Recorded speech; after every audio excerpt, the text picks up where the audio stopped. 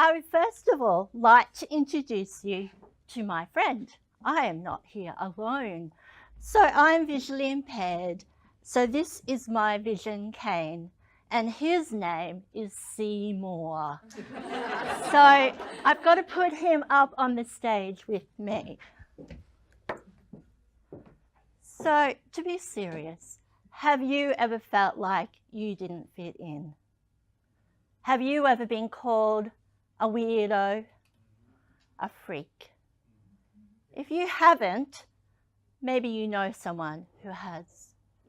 Maybe you know of a child, a student, who spends their lunch times in the library, hidden, so no one will see them.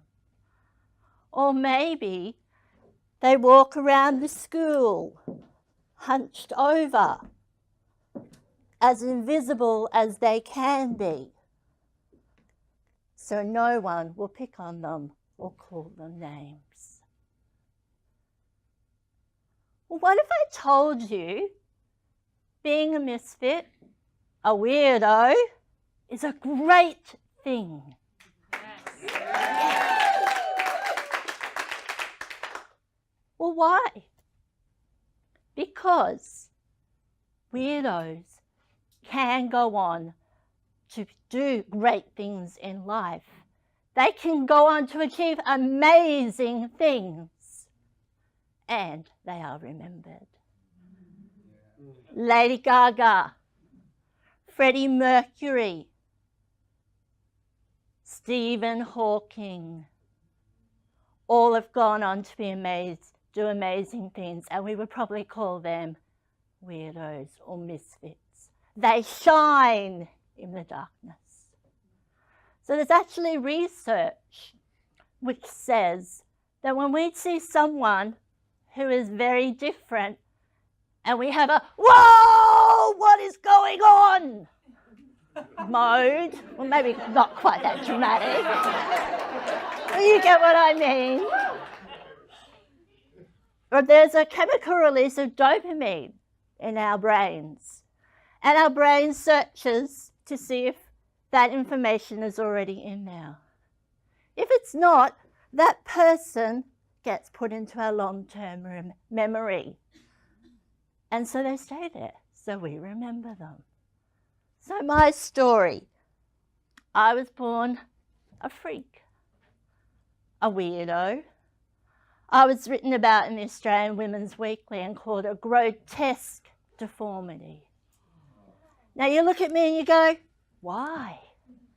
Well, I was born with a very rare craniofacial syndrome. So that means that's my skull and my face did not form properly. The bones in my skull and my face were too small, so my eyes stuck out like goldfish eyes, and my lower jaw was big and stuck out like a bull bar. I have had surgery since. But growing up, I was made fun of. A lady told my parents, hide her away, we don't want to see her. When I was at school, it was, aha, googly eyes. High school, ha, you're Frankenstein. Oh, don't come near me, Elephant Man. I was the last one to be chosen to dance in PE. I was the last one to be chosen for games. I have one story that I remember really vividly. I was about 4 or 5. My mum had taken me into Brisbane, into the city to see one of my doctors. I saw many. And we were in Myers going shopping afterwards. And my mum was holding my hand. And we had to go up to the next level, so we were near the escalators. There was a group of teenage boys, and they saw me. And they let loose. Oh, look at that girl, look how ugly she is. What is wrong with her face? And my poor mother, in her distress, was so terrified and horrified by their reaction that she grabbed my arm and she yanked me up the escalator. That was my life. Now, I could have let growing up affect me, and in some ways it did. But I chose to not let that affect me. I chose to shine.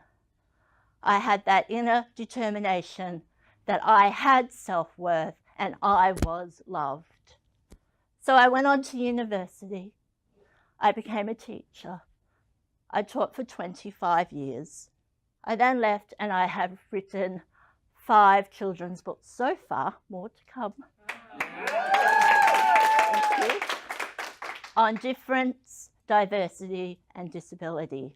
I have 3 children who all have disabilities. You could call them misfits. And I'm teaching them, as I taught myself, that no matter how people treat you, no matter the prejudices, you can shine. So I just want to say to the misfits, the outcasts, the weirdos, rise with me and shine as I have done. And let's all be great together.